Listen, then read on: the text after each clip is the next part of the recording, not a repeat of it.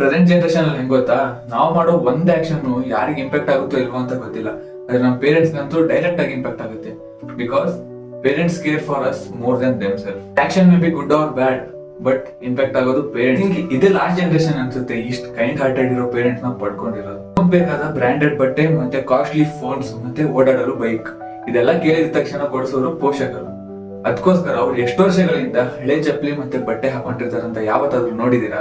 ಕಡೆ ಯಾರಿಗೋ ಇಂಪ್ರೆಸ್ ಮಾಡೋಕೆ ಗಂಟೆ ಗಟ್ಟಲೆ ಚಾಟ್ ಮಾಡ್ತೀವಿ. ಮತ್ತೆ ಯಾರೋ ಬೇರೆ ಫ್ರೆಂಡ್ಸ್ಗೋಸ್ಕರ ನನ್ ಜೀವನೇ ಕೊಡ್ತೀನಿ ಅಂತ ಹೇಳ್ತೀವಿ.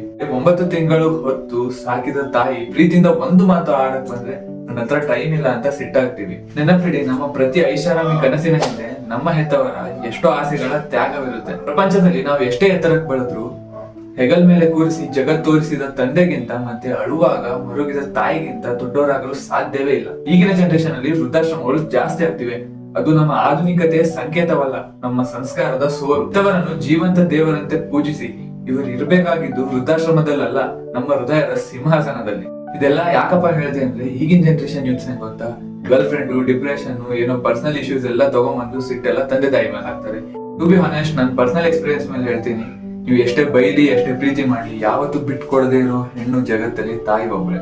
ವಿಡಿಯೋ ಇಷ್ಟ ಆದ್ರೆ ಲೈಕ್, ಶೇರ್, ಕಮೆಂಟ್ ಮಾಡಿ. ಮತ್ತೆ ಯಾರಾದ್ರೂ ನಿಮ್ ಫ್ರೆಂಡ್ಸ್ಗೆ ಶೇರ್ ಮಾಡ್ರಿ, ಅವ್ರಿಗೂ ಕೂಡ ಹೆಲ್ಪ್ ಆಗ್ಬೋದು. ಮತ್ತೆ ಇನ್ನೆಚ್ಚಿನ ಕಂಟೆಂಟ್ ನಮ್ಮ ಪೇಜ್ ನ ಫಾಲೋ ಮಾಡ್ರಿ.